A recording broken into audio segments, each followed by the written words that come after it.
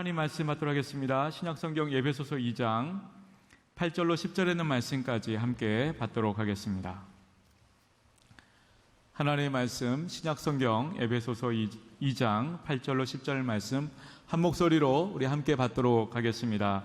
너희는 그 은혜에 의하여 믿음으로 말미암아 구원을 받았으니 이것은 너희에게서 난 것이 아니요 하나님의 선물이라. 행위에서 난 것이 아니니 이는 누구든지 자랑하지 못하게 함이라.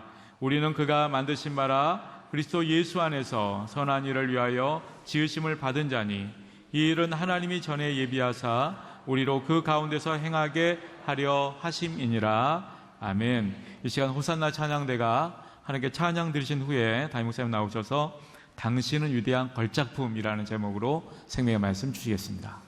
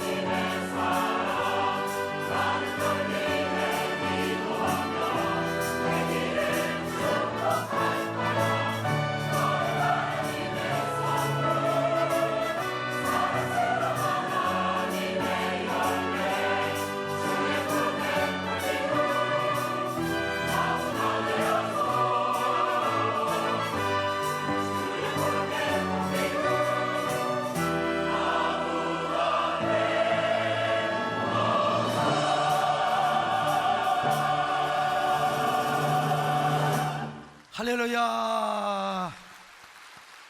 옆 사람하고 인사 좀 하십시다. 하나님의 사랑받는 분이 옆에 계셔서 제가 너무나 행복합니다. 몇 주 전에 저는 광명시장님이신 양기대 시장님의 초청을 받아서 광명 황금동굴을 구경하고 왔습니다. 제가 광명시 연합집회에도 여러 번 갔지만 광명에 이런 동굴이 있다는 걸 제가 몰랐어요. 참 멋있겠습니다. 황금동굴은 광명의 가악산 중턱에 있는데 일제시대부터 탄광으로 개발이 되었다가 완전히 폐광이, 도깨비는 나올 만한 그런 캄캄한 동굴이었어요. 사실 광명은 위성도시 가운데도 좀 낙후된 도시라고 할 수가 있어요. 뭐 공장이 많은 것도 아니고 뭐 관광지가 있는 것도 아니고, 그래서 그 양 시장님이 말이죠, 당선된 후부터 어떻게 광명을 한번 발전시켜 볼 것인가 하고 휴일에도 오전에 교회 갔다가 오후에 탁 시장실에서 콜똘하게 기도하면서 이 창의적인 개발 아이디어를 생각했던 것이죠. 그러다가 얻어낸 기가 막힌 아이디어가 바로 폐광이 된 동굴을, 이 관광 명소로 한번 개발시켜보자. 그러나 여러분, 누구도 움직여주지 않는 거예요. 감동을 안 받습니다. 처음에는 시청의 직원들까지도 콧방구를 끼는 거예요. 그런데 폐광 동굴을 관광 명소로 개발시키려는 그 시장님의 끈질긴 집념과 열정이 직원들의 마음을 마침내 움직여낸 것입니다. 그래서 어느 회사에 용역을 준 것도 아니고 시청에서 직접 개발을 한 것입니다. 시장님의 아이디어로. 그런데 정말 가서 보니까 제가 여러분 놀래 자빠졌습니다.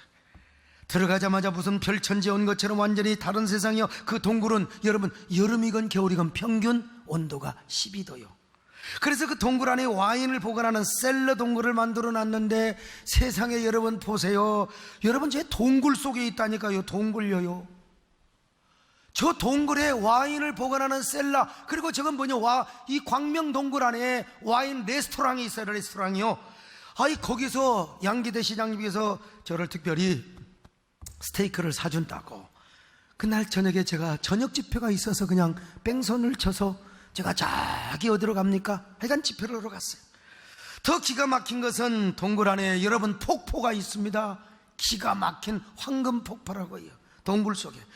저 폭포를 보면서 입이 벌어졌습니다. 이 사람이 어떻게 저렇게 아이디어를 낼 수가 있단 말인가. 그때만 해도 폭사여대가 기승을 부리고 있었는데 그 폭포 앞에 서니까 내 머릿속까지, 영혼까지 시원함을 느꼈습니다. 더 기가 막힌 것은 그 동굴 안에 예술의 전당이 있는데 말이죠, 그 동굴 안에 수많은 예술 공연을 할 수 있도록 해놨어요. 거기서 제가 말이죠, 주님의 너꺼이 대하심은까지만 불렀습니다, 여러분. 우리 양기대 시장님이요, 다시 보이는 겁니다. 한 사람의 창의력과 아이디어가 이렇게 위대하단 말인가. 시장님이 저를 개인적으로, 여러분, 그때 뭐 어디 검사장도 오시고 누구도 오시고 왔는데 역시 복 받으려고 목사를 개인적으로 저를 가이드 하시는 거예요. 다른 분은 다 과장한테 맡기고. 그래서 목사가 참 훌륭하구나, 정말 좋구나, 내가 뭐 착각한지는 모르지만, 여러분 완전히 폐광이 되어서 도깨비나 나올 법한 음산하고 흉측한 동굴 내부를 황금 동굴로 완전히 바꿔놨어요. 제가 뭐라고 한 줄 아세요, 시장님?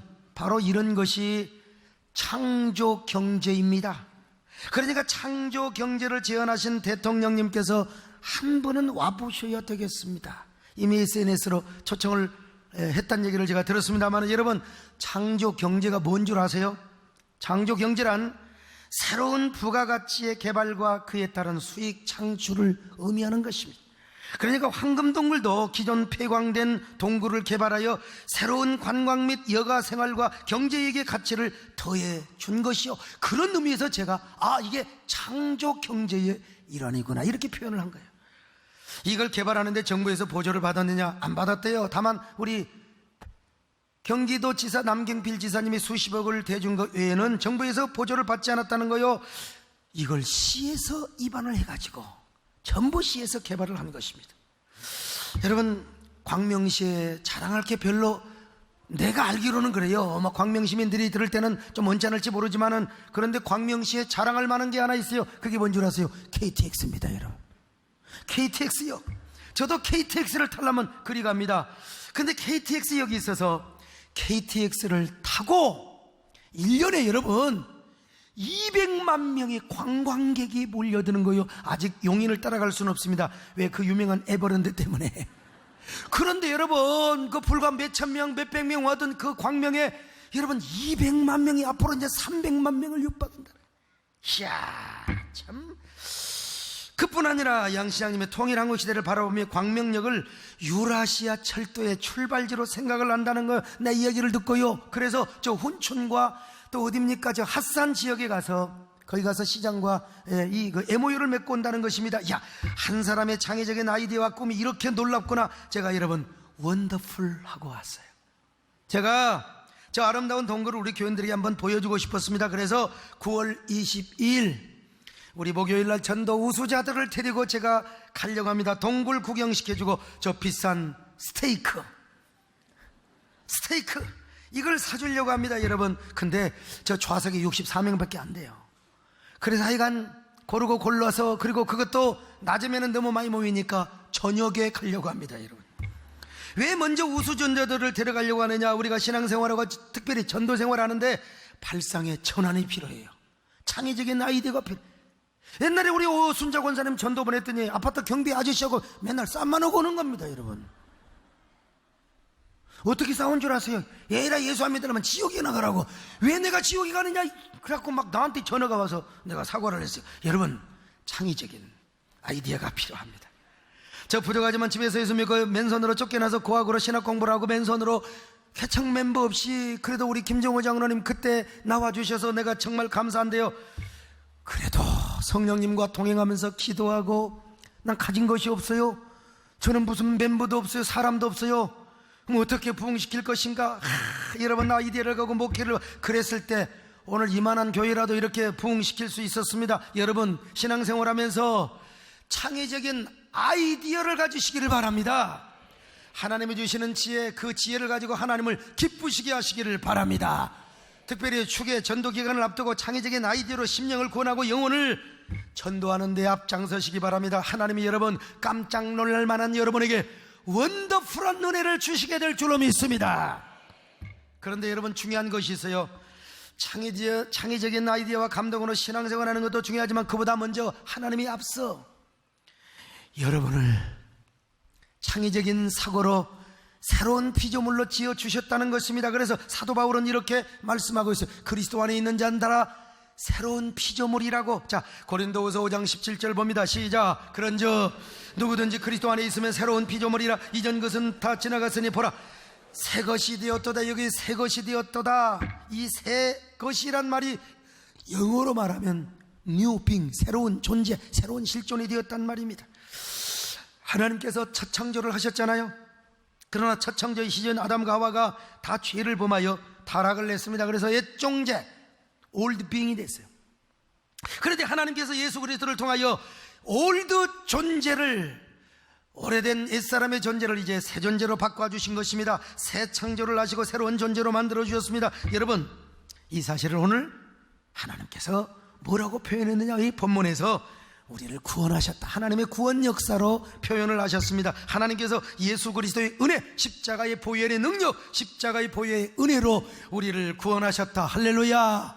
행위로 구원받는 게 아니라 은혜로, 십자가의 은혜로. 자, 에베소 2장 8절 9절 시작. 너희는 그 은혜에 의하여 믿음으로 말미암아 구원을 받았으니 이것은 너희에게서 난 것이 아니요 하나님의 선물이라. 여러분, 하나님의 선물, 뭘로? 십자가의 능력과 예수 그리스도의 보혈의 은혜로. 그런데 이렇게 우리를 구원하셔놓고 또 다른 표현을 하고 있습니다. 2장 10절에서 자, 2장 10절 같이 봅니다. 시작. 우리는 그가 만드신 바라. 에베소 2장 8절로 9절에서 하나님의 구원의 역사를 말씀하시고 나서 10절에 와서는 하나님의 새로운 창조, 조직신학적으로 구원사적으로 얘기한다면 이거 뭐냐? 예수 그리스도의 재창조를 의미하는 것입니다. 이걸 이렇게 말씀하고 있어요. 문학적 표현을 하고 있는데, 우리는 그가 만드신 바라. 예수 그리스도의 십자가의 보혈의 능력과 은혜로 우리를 새롭게 빚어주시고 새 사람으로 새 창조, 재창조를 해주셨다는 것입니다. 그런데 여기서 아주 중요한 단어를 우리가 한번 주목해야 되는데, 만드신 바라라고 하는 말이 무슨 말이냐? 포이에마. 포이에마, 위대한 걸작품이란 말입니다. 포이에마라고 하는 헬라어 단어에서 영어의 포엠이란 말이 나왔어요. 무슨 말입니까? 시란 말이죠. 그러니까 언어학적으로 말하면은 문학적인 패러다임으로 우리가 표현한다면 우리 하나님은 시인 중에 시인이시고 가장 위대한 시인이신데, 시인 되시는 하나님께서 예수 그리스도 안에서 우리를, 여러분과 저를 위대한 당신의 시로 지으셨다는 것입니다. 시로 만드셨습니다. 그냥 시가 아니라 여러분과 저를 여러분 위대한 하나님의 걸작품의 시로, 명시 중에 명시로 만들어 주셨어요. 여러분은 시를 좋아하십니까? 시를 써보셨어요? 시집을 얼마나 읽어보셨습니까? 시라고 하는 것은 완전히 창작 세계의 산물입니다. 저도 7권의 시집을 내고 이제 좀 있으면 8권을 냅니다. 목사지만 처음 시집을 보면은 아이고 시심이 너무 순수하고 순백한 면은 있지만 이 창의적인 부분에 발상의 전환이 좀 부족하다는 것을 제가 느끼곤 합니다.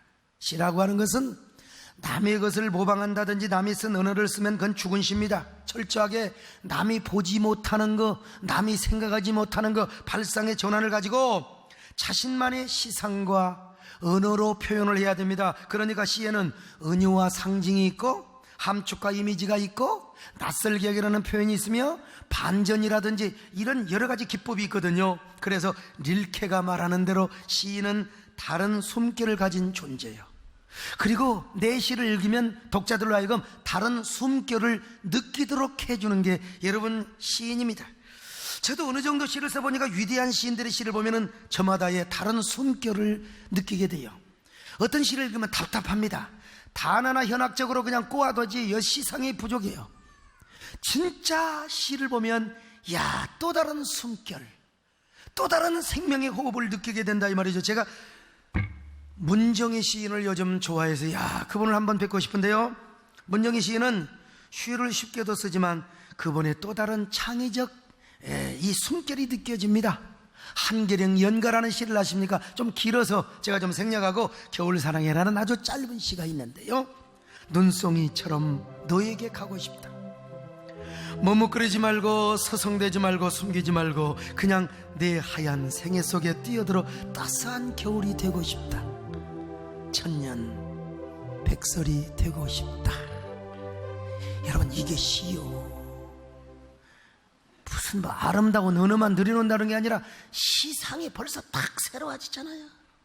시라고 하는 거, 어떤 사람 보면 돌아가신 어머니가 그립습니다. 여러분 이게 시 아닙니다. 여러분 그냥 서간문이요. 당신을 죽도록 사랑하고 싶습니다. 다시 살아서 사랑하고 싶습니다. 이게 시가 아닙니다. 여러분 어떤 사람은 당신을 사랑해서 너무 미안해요. 여러분 이 시 아니에요. 착각하지 마세요. 자신의 애절한 마음을 표현하고 고통과 연민을 나열하는 것이 시가 아니라 발상의 전환이 있어야 돼요. 자신만의 창의적 시상을 낯설게 하기와 함축을 통해서 다른 사람과는 전혀 다른 시적 숨결을 느끼게 하는 게 이게 시란 말이요. 시뿐이 아닙니다. 오늘 우리 최수봉 박사님이 앞에 오셨는데, 최수봉 박사님은 우리나라 당뇨 환자를 잘 치료하기 위해서 기존의 혈당만 낮추는 게 아니라 췌장을 보호하고, 그리고 아주 그냥 저같이 먹을 탐이 많은 사람 얼마든지 잘 먹을 수 있도록 이게 이게 인공 췌장을 만든 분이, 이거 완전히 일반 의사들이 생각할 수 없는 발상의 전환을 하셨던 분이요. 이 발상의 전환을 해야 얼굴이 저하고 좀 비슷하지 않아요?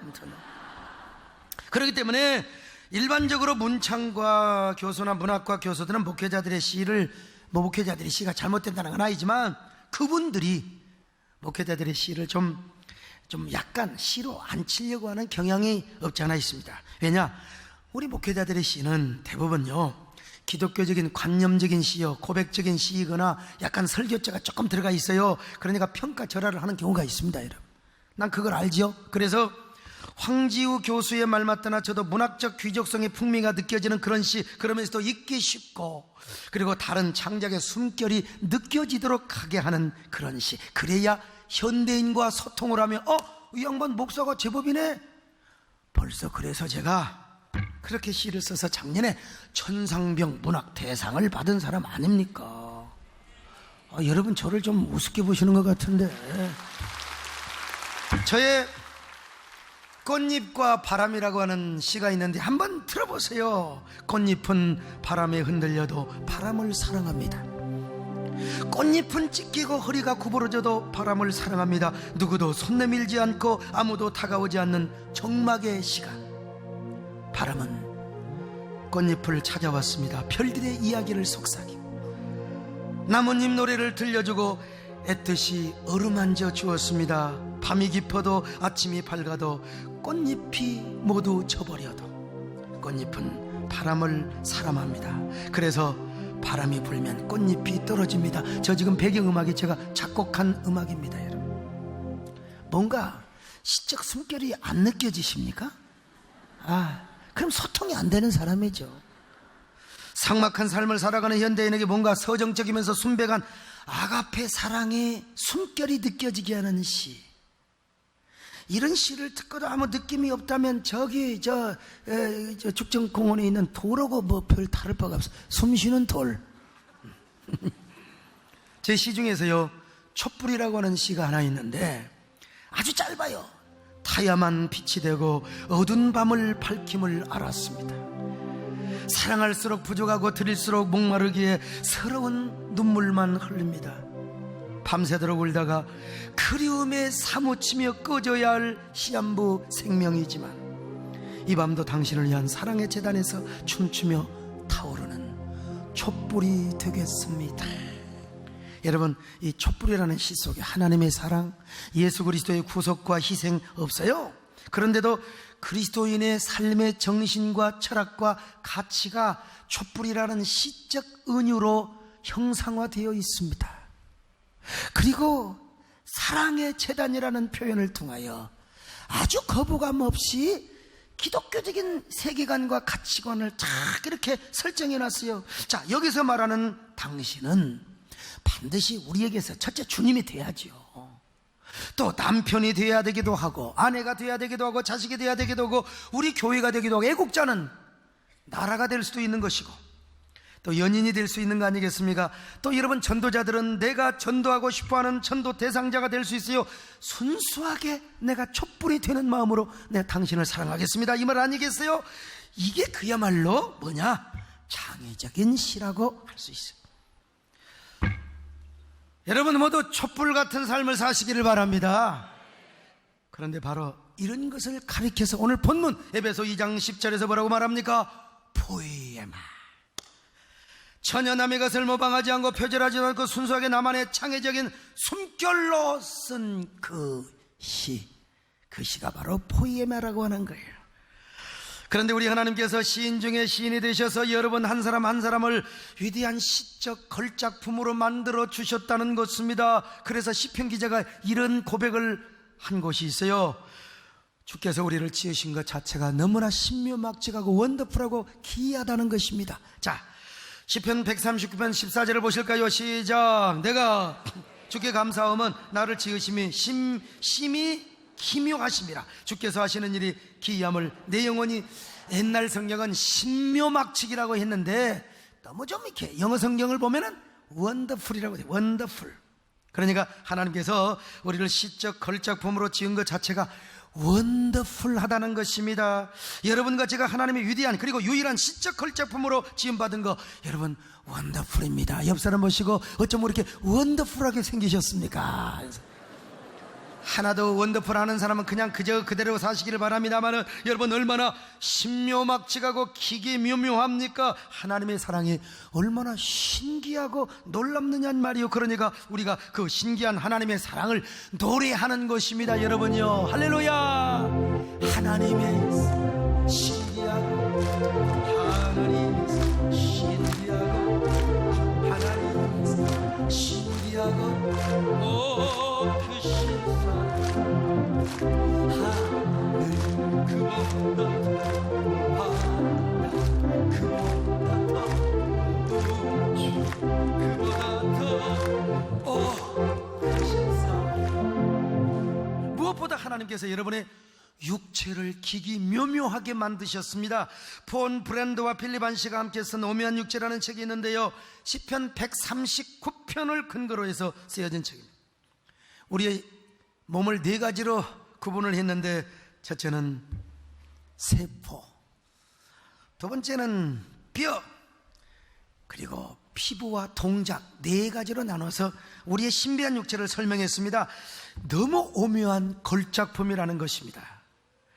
그런데 여러분, 하나님께서 이 걸작품을 만드실 때 너무 생각을 많이 하셨다는 거예요. 시인들이 시를 쓸 때 생각을 많이 하거든요. 골똘하게 생각하면 시가 옵니다. 시상이 오는 거예요.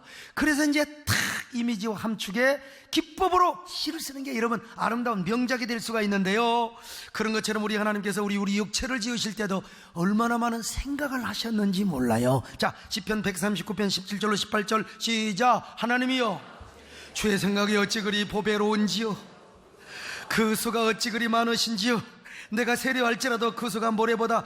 여러분, 하나님께서 얼마나 많이 생각을 하셨는지 그 생각을 세려고 해도 모래보다 더 많다는 거예요. 그래서 하나님은요, 생각을 많이 하셨어요. 어떤 사람은 키가 크게 해주시고, 어떤 사람은 작게 해주시고, 저 같은 사람은 표준으로 만들어주시고, 표준 전과처럼. 여러분, 하나님께서 이게 소목사 만드실 때 많은 생각을 하셨던 것으로 내가 감동을 받아, 야, 앞으로 내가 저놈 주의 종 목사로 쓸 텐데 너무 잘나게 생기면 분명히 교만할 것이고, 또 못나면 멍청해서 내가 답답할 것이고, 그러니까 적당하게 교만하지 않고 우둔하지도 않게 만들어야지. 야, 인물도 너무 잘나면 또 여자들이 따르면 좀 곤란해. 그러니까 적당하게. 그렇다고 해서 너무 또 짜리몽땅하게 또 이렇게 하면은 걸리버 여행기에 나오는 소형국의 지도자밖에 안 되는 거예요. 그래서 저를 지나치게 크지도 않고 적지도 않고 아담 사이즈로 표준으로, 인물도 그리 잘난 편은 아니지만 그래도 못난 편은 아니요. 이게 뭐요? 중간 사이즈 표준입니다. 할렐루야. 아멘 하신 분들은 하여간 더 잘생기시고 건강하시기를 바랍니다. 아무튼 하나님이 다 생각해서 저는 저답게 시적 걸작품으로 만들어 주신 거예요. 여러분도 마찬가지입니다. 다 하나님이 생각하셔서 여러분을 시적 작품으로 만들어 주는 거예요. 그러므로 여러분, 못생기거나 뚱뚱하다고 해서 그 사람 무시하면 안 됩니다. 그러면 하나님을 무시하는 거예요. 근데 물론 하나님은 그렇게까지 만들려고 안 했는데 자기가 맨날 잠만 자고 퍼질러 먹고 또 처먹고 그냥 맨날 똥배나 그래가지고 몸나는 거, 이건 하나님 앞에 타드면 안 되는 거. 이건 내 탓입니다. 내 탓이요. 우리 육체뿐만이 아닙니다. 하나님이 우리 영혼을 영적인 걸작품으로 만들어 주셨어요. 하나님이 영적인 걸작품으로 만드시기 위해서요, 하나님이 얼마나 막 생각을 많이 하셨는지 몰라요. 그러다가 야, 우리 형상대로 저놈들을 만들자. 자, 창세기 1장 26절입니다. 시작. 하나님이 이르시되 우리 형상을 따라 우리 모양대로 우리가 사람을 만들고.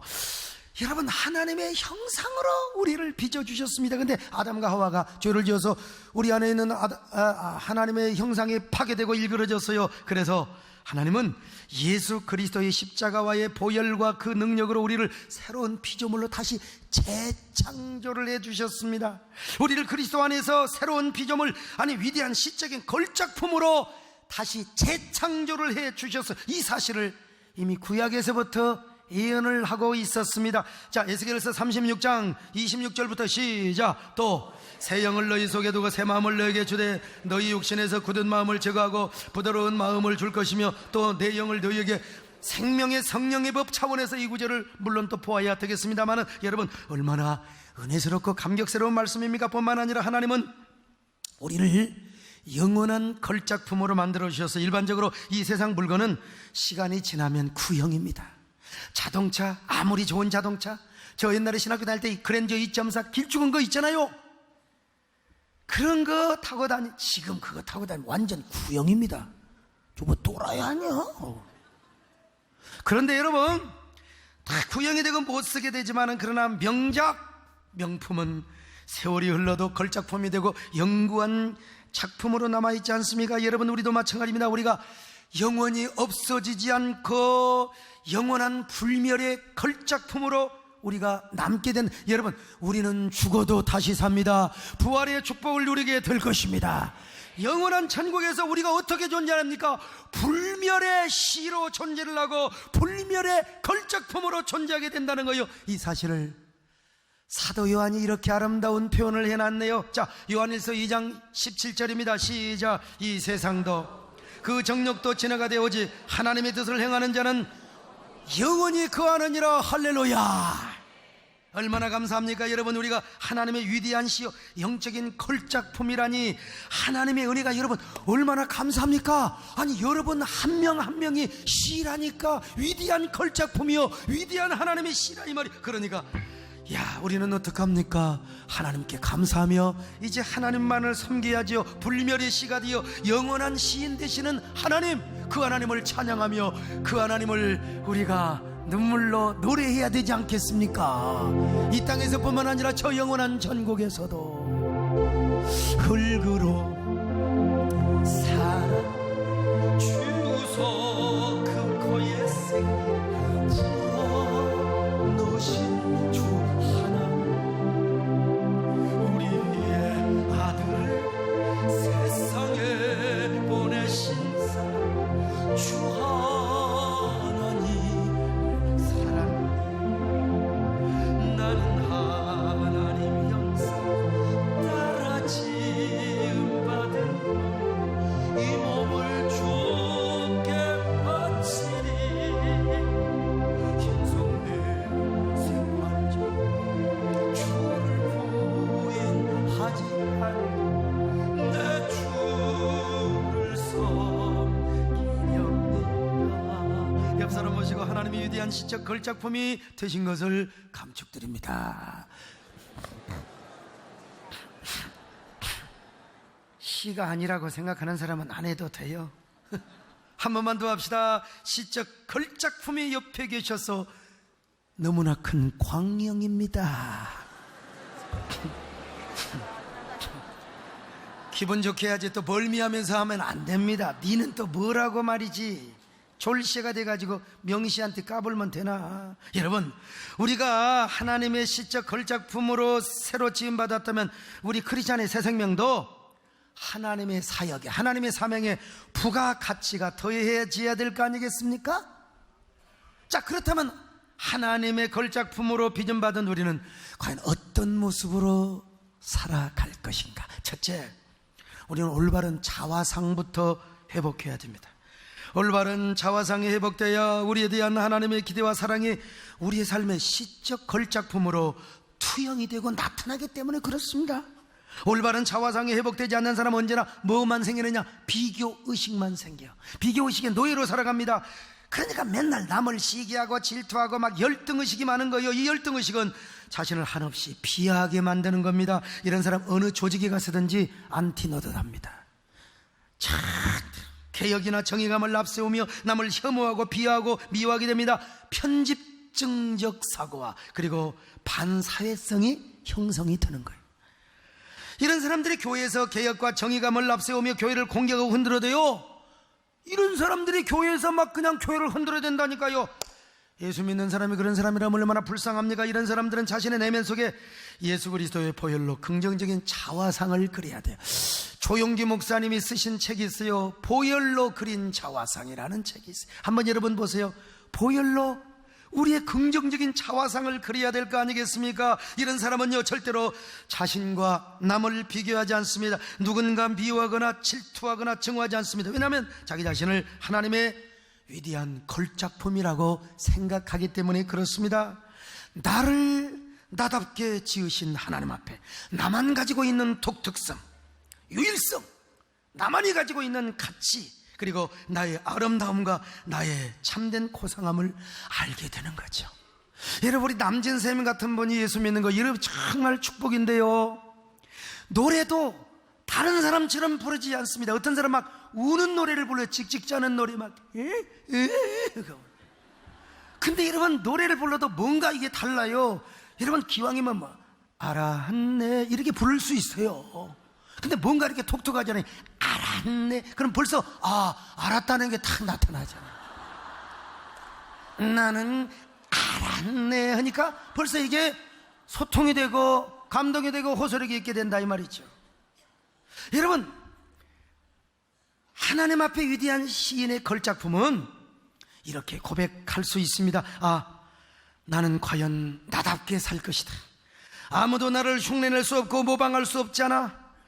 이 세상에 나는 유일한 나밖에 없는 존재, 아름다운 나, 신비로운 위대한 걸작품인 나의 모습, 얼마나 아름다운가, 얼마나 신비로운가, 얼마나 원더풀한가. 이렇게 할 수 있어야 됩니다. 여러분, 제가 하나님 은혜를 받고 난 뒤로부터 무슨 아이고, 나는 내가 제일 잘생기고 제가 제일 큰 줄 알았더니 우리 마누라를 만나서 제 주제 파악을 하게 됐어요. 키가 작니, 다리가 쇼다리니, 아이고 참. 그러나 난 거울 볼 때마다 항상 이렇게 외쳤습니다. 소목사, 야, 너 인물 하나 끝내준다. 우리 교인들은 아멘 한다니까 딴 데 가서 그만 비웃습니다, 여러분요. 자기는 얼마나 잘생겼다고. 세상에 너를 닮은 놈은 이 세상에 하나도 없어. 정말 너다워, 너의 재능, 너의 개성, 너의 카리스마, 누구도 모방할 수 없는 너. 내가 너만 너답게 만들었거든. 세상에 둘도 없는 하나님의 걸작품이야. 그러니까 절대로 기죽지 말고 하나님 은혜 안에서 소신껏 목회하고, 한 번 사는 인생 두 번 다시 오지 않고 연습할 수 없는 리허설이 없는 인생인데, 야, 너 힘을 다해서 나의 영광을 위해 살다가 오거라. 내가 그냥 하나님이 되어가지고 내가 내가 그냥 나한테 얘기한다니까. 그러면 지금이야 집사님 그렇지 않는 편이지만 옛날에는요, 뒤에서 아이고 저 조증 환자, 우리 아들하고 둘이 막 뒤에서 형봅니다, 형봐요. 그러나 여러분 어떻습니까? 그래도 저는 주눅 들지 않고 의기소침하지 않았어요. 하나님이 기대하시는 시적 걸작품의 삶이 저를 통해서 나타나고 투영이 돼야 되거든요. 여러분, 이건 개인뿐만이 아닙니다. 사실 우리나라는 불과 몇십 년 전만 해도 1인당 국민소득 67달러, 우리나라 밑으로는 딸랑 인도밖에 없었어요. 근데 지금은 경제 규모 11위, 수출 규모 6위. 여러분, 그리고 올해까지 3년 연속 혁신지수 세계 1위, 이런 국가로 평가되고 있습니다. 국가 신용등급 프랑스, 영국과 여러분 똑같은 수준으로, 최고 수준으로 올랐어요. 그러면 난 대한민국 국민이라면 그래도 대한민국 국민에 대한 어떤 프라우드가 있어야 된다고 봐요. 근데 언제부턴가 헬조선 도대체 흑수저 하면서 대한민국을 부정적으로 묘사하는 잘못된 풍조가 퍼져나가고 있어요. 이거는 자기 안에 열등의식이 있다는 겁니다. 자기 비하와 비관, 불신과 증오심, 여러분, 이런 것들은 결코 대한민국의 위대한 미래 사회를 이게 이끌어 나가는 동력이 될 수가 없다고 저는 봐요. 그러니까 우리 여러분, 사회적 열등의식, 사회 분열, 국민 분열, 국론 분열, 이런 게 여러분 결국 조선이라는 나라를 망하게 하고 대일본 제국에다가 상납했던 거예요. 저는 이번에 보니까 우리 백공기 의원님 모셔서 나라를 위해서 염려하시고, 오늘 2부 3부 때는 우리 지금 이철희 장로님이 중고등부 지금 이 안보 강의를 하고 있습니다. 근데 중국에서 이 G20 정상회의 때 그냥 우리나라 대통령한테 우리나라 쏘아붙이면 어쩔까 했더니 그냥 적당하게 물 타격을 갔어요. 그러고 러시아는 또 푸틴이 푸푸푸푸 그냥 욕을 할 줄 알았어요. 그런데도 그냥 적당히 넘어간 걸 보고, 참 하나님이 우리나라를 사랑하시는구나. 거기 가르침이 혹시 떨어졌더라도 그냥 아멘 하세요. 여러분, 우리 교인들뿐만 아니라 국민 모두가 할 수 있다, 우리는 잘하고 있다, 앞으로 더 잘할 것이다, 이런 긍정적인 사고와 자신감을 가지고 저는 미래를 다가야 된다고 봅니다. 그리고 나서 언젠가 통일이 될 때 유라시아 철도로 난 그때 반드시 내 목회 임기 중에 내가 유라시아 철도가 건설되면, 미안합니다 여러분, 안식년 한 번도 아직 안 했습니다. 그래서 그때 제가 철도 타고 쫙 파리에 가서 이 불란서 요리 달팽이를 처먹으려고 합니다. 여러분, 언제나 미래를 향해서 나가시기를 바랍니다. 할렐루야. 긍정의 자화상을 회복하십시다. 여러분뿐만 아니라 우리 국민 모두가 이런 사람이 되어야 된다고 믿습니다. 두 번째, 하나님 앞에서 감사와 찬양을 잘하며 살아야죠. 우리가 걸작품이라고 생각하는데 뭐가 짜증을 냅니까? 뭐가 불평이 많아요. 얼굴이 못난 것도 감사, 키 큰 것도 감사, 키 작은 것도 감사. 솔직히 내가 나를 좋게 평가해서 그러지, 우리 교회 집사님들이 모여가지고 세상에 이런 얘기를 할 때 우리 목사님 볼 게 어디가 있어? 하나도 없어. 나 참 그 얘기. 근데 이 얘기가 있어서 그래도 은혜는 있어 이 그러더래. 그래도 너그 남편은 얼마나 잘생겼냐. 여집사들이 그렇게 그냥 콩떡 그냥 팥떡을 썼다는 거예요. 여러분, 그래도 나는 하나님의 시입니다. 여러분도 하나님의 시입니다. 아이고 세상에, 영원한 시, 불멸의 시, 걸작품 중에 걸작품의 시가 되었으니 우리는 그저 하나님의 은혜를 찬양할 뿐입니다. 할렐루야. 한량없는 은혜를 찬양할 뿐입니다. 아멘. 한량없는 은혜, 갚을 길 없는 내 삶을 예웠어. 하나님의 은혜, 나 주저함 없이 순종을 함도 나를 붙드신 하나님의 은혜. 세 번째 마지막으로 그리스도 안에서 선한 일을 하는 것입니다. 자, 에베소서 2장 10절입니다. 시작. 우리는 그가 만드신 바라 그리스도 안에서 선한 일을 위하여 지으심을 받았다고 말씀하지 않습니까? 여러분, 선한 일, 엄밀하게 말해서 여러분, 우리가 예수 믿은 다음에 천국 가는 게 제일 좋습니다. 왜냐하면 이 세상은 죄로 오염되어서 이 세상에 잘못 살면 맨날 죄만 짓고 살아. 그러면 하나님 앞에 가서 맨날 야단만 맞고, 그러니까 예수 믿고 당장 천국 가는 게 좋습니다. 사실은 아멘을 해놓고 가지도 않는 사람이 또 근데 문제는 우리가 또 안 가야 할 이유가 있어요. 그건 뭐냐? 하나님의 선한 일을 하기 위해서입니다. 아멘. 하나님의 선한 일. 여러분, 이 세상 사는 것은 다 맞아. 뭐 한국교회가 부패 있느니 목사들이 뭐 이러니 저러니, 여러분 그런 소리 마세요. 청렴하고 고교를 해야 할, 누구보다 공의를 해야 할 부장판사님, 우리 여기 앞에 검사님도, 우리 교회 검사님은 진짜 훌륭하시지만, 아니 그렇다고 또 부장검사님도 그렇고 심지어는 학교 선생님도 성적을 조작했다네. 이 세상은 다 총체적 부패요. 다 그런 건 아니지만, 그러니까 가능하면 빨리 천국 가는 게 좋습니다. 근데 여러분, 천국 가면 또 우리 교회는 어떻게 됩니까? 그래서 여러분들이 오래 살아야 할 이유가 있어요. 그건 뭐냐? 하나님의 선한 일을 하기 위해서. 할렐루야. 이 선한 일이라는 말이 원어로 에르고이스 아가토이스란 말입니다. 하나님의 성품과 관련된 선한 일이요. 도덕, 자기 윤리, 자기 고집으로 선한 일이 아니요. 하나님의 성품과 기인된, 다시 말하면 하나님을 기쁘시게 하는 일이죠. 이게 뭐요? 하나님으로부터 받은 사명입니다. 할렐루야. 그 사명이 무엇입니까? 하나님 나라 건설과 교회를 세우는 거요. 자, 에베소서 4장 12절 보실까요? 시작. 이는 성도를 온전하게 하며 봉사일을 하게 하며 그리스도의 몸을, 여러분 봉사를 하는 목적이 뭔 줄 아세요? 그리스도의 몸을 세우게 하려 함이시라 봐라. 여러분, 우리의 사명의 목표가 무엇입니까? 우리는 교회를 세우며 하나님의 나라를 확장하는 것입니다. 우리 교회만 세우는 것이 아니라 지역교회도 세우고, 여러분의 고향교회도 세우고, 이번에 추석에 가신다면 꼭 여러분요, 고향교회 가서 교향교회를 세우는 마음으로 여러분 헌금도 하시기 바라고, 헌금하실 때는 꼭 우리 세된 교회 봉투를 하시기 바랍니다. 거기 담임 목사 소강성 목사가 써 있어요. 근데 10,000원 하려면은 우리 교회 봉투 쓰지 마세요. 좀 많이 하실 때 우리 교회 봉투를 쓰시기 바랍니다. 어떻든 고향교회도 세우시고, 그래서 우리나라와 우리의 도시에 하나님의 도성을 확장해 나가는 것입니다. 할렐루야. 여러분, 이런 사람이 누구냐? 하나님의 위대한 걸작품으로 살아가는 거예요. 여러분들은 하나님의 은혜와 상관없는 도덕적 윤리적 꼴통으로 살아가시겠습니까? 아니면 위대한 하나님의 시적 걸작품으로 살아가시겠습니까? 제 원고를 우리 이희성 목사님이 한번 보고, 또 우리 신성호 교수님이 설교학 교수인데 한번 토요일날 보세요. 신 교수님이 이 꼴통이란 말을 지우고 문지아로 이렇게 해놨더라고요. 나 문지아란 말을 내가 몰라서 그런 게 아니에요. 근데 임팩트가 있어요. 여러분, 꼴통 되지 마시기를 바랍니다.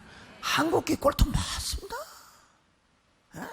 옆 사람하고 인사 좀 합시다. 어쩌면 이렇게 앙꼴통처럼 생기셨습니까? 걸작품으로 살아가시기를 바랍니다. 할렐루야. 이 걸작품은 중추절에 하나님만 섬기죠. 우상 섬기지 않습니다. 절대로 절하지 않습니다. 하나님만 섬기고 찬양해. 여러분, 걸작품으로 사시기를 바랍니다. 시인으로 사시기를 바랍니다. 위대한 명시로 존재하시기를 바랍니다. 하나님의 명시가 여러분의 삶을 통하여, 인격을 통하여 투영이 되고 반사가 되고 나타내야 돼요. 그래서 교회를 세우고 하나님 나라를 넓혀가는 저와 여러분 되시기를 주님의 이름으로 축원합니다. 하나님 고맙습니다. 오늘 긴 설교입니다. 그러나 우리의 정체감과 자존감을 세우는 삶을 살 수 있도록 축복하여 주시옵소서. 예수님의 이름으로 기도드립나이다. 아멘.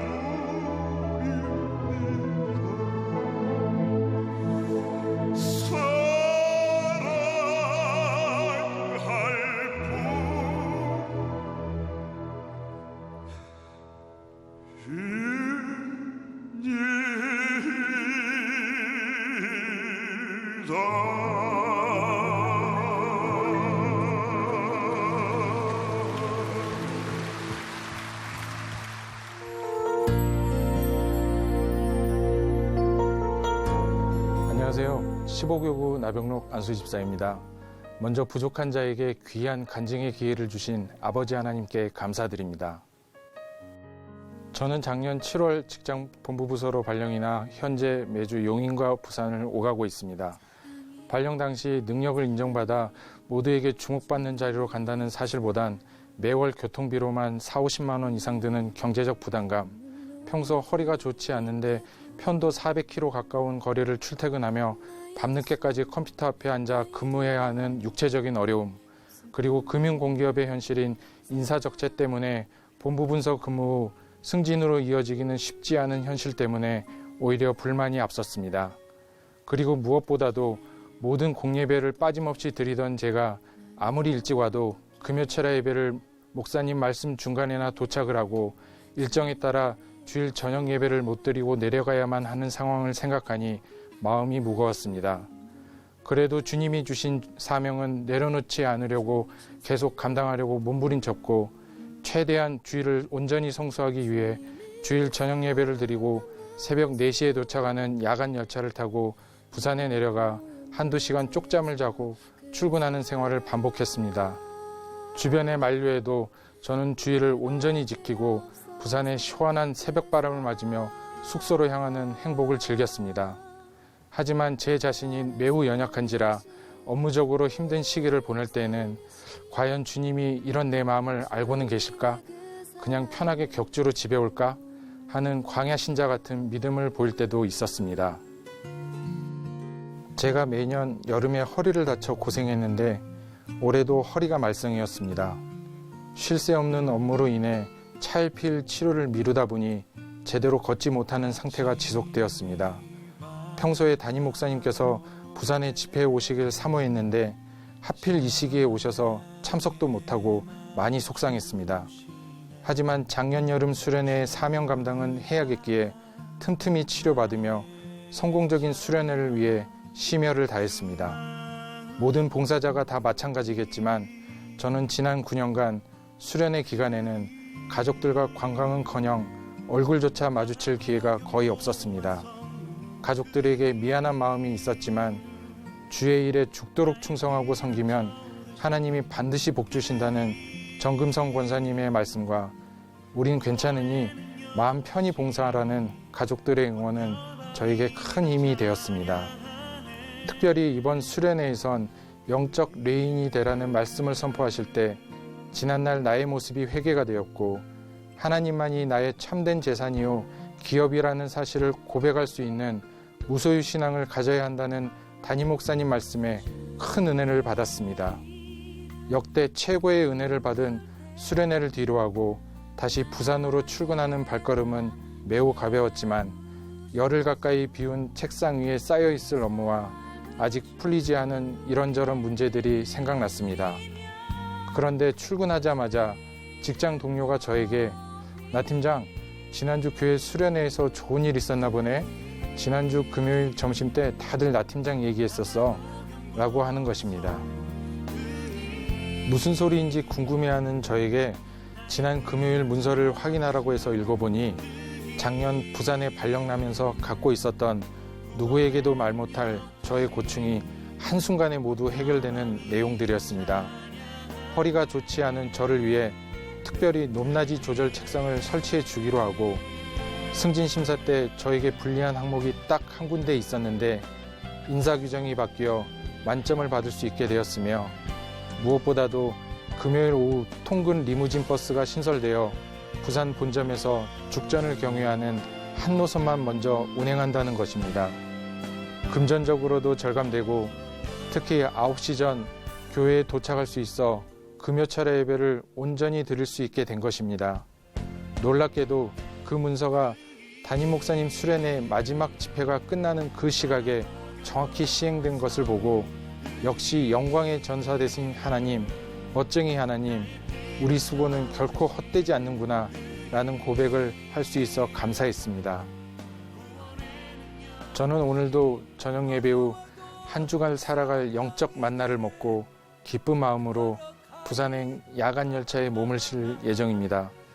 예배에 목숨 걸고 사명 감당에 최선을 다하는 이 시대 영적 레인이 되길 소망하며 교회와 담임 목사님을 위해 항상 충성, 봉사, 기도하는 멋진 세대의 중직자로 거듭나길 다짐합니다.